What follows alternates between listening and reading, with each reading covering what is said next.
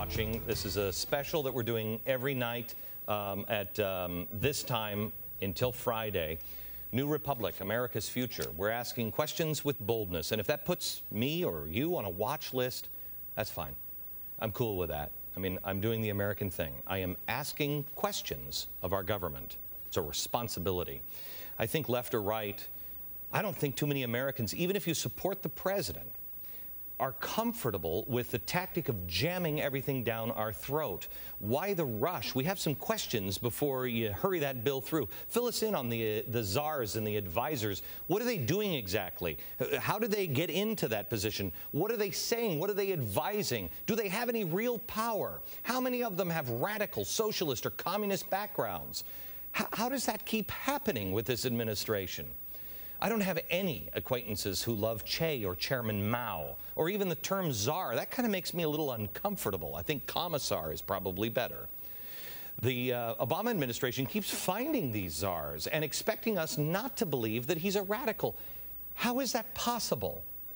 It's almost as plausible as coming from the most corrupt political system in the country, Chicago, Illinois, and coming out as a reformer with having no enemies that you exposed.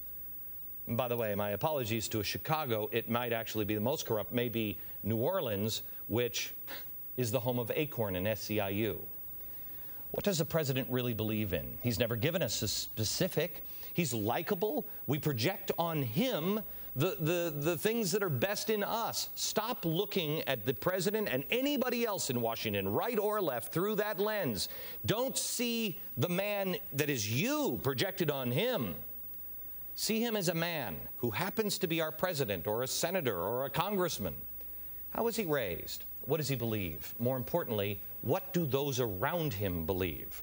Here's Fox News contributor and syndicated columnist Michelle Malkin is going to help us out a little bit more on this book that I read 2 weeks ago. It is called Reclaiming Revolution. It is terrifying, Michelle, and it's not an ancient book. Can you tell me a little bit about it? Well, it's very creepy, and what it is essentially is a self-published history of this group standing together to organize a revolutionary movement, and it is a retrospective of what this group did, how it splintered, and how it essentially disbanded, and yet grew this revolutionary cadre that's out there working today over the 90s and into 2004. And there are a lot of parallels here between the way that Acorn and the SEIU operate and this left-wing network operated as well. It's very difficult to trace who exactly was involved. And okay, we know obviously, for example... Do we know about Van Jones? Was Van Jones clearly in this? Yes, he was one of the founding members, and this revolutionary cadre, as they called themselves, was very secretive, and it was a closed cadre. You could only join by invitation only. Obviously, they did a lot better vetting than the Obama administration did in allowing people to opt into this little cadre.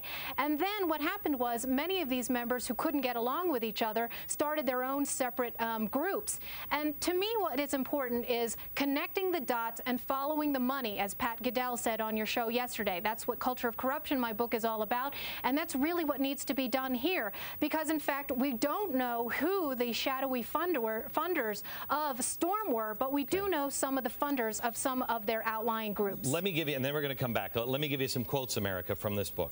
The vigil was to be an expression of solidarity with Arab and Muslim Americans and of mourning for the dead in New York and Washington, D.C., as well as the victims of U.S. imperialism around the world. The vigil, held in Oakland Snow Park, drew hundreds of people.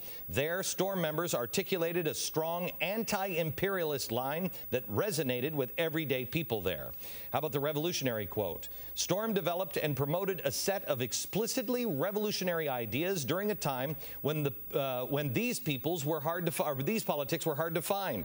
While many people in our generation seem to dismiss Marxism as inherently white and sectarian, we look towards the revolutionary traditions of third world communism and found valuable and inspiring models for revolutionary change. And finally, Storm was never formally a Marxist-Leninist organization, and we never had a systematic Marxist theoretical framework, but we did have a political commitment to the fundamental idea ideas of Marxism and Leninism. We upheld the Marxist critique of capitalist exploitation. We agree with Lenin's analysis of the state and the party. And we found inspiration and guidance in the insurgent revolutionary strategies developed by Third World revolutionaries like Mao Zedong and Amilcar Cabral. I don't even know who the last guy is. Let me tell you something. We'll show you what this group was doing and what it is transformed into, and you will see all of the other organizations much clearer in a minute. First, a programming note. Tomorrow, we'll be joined by Rush Limbaugh.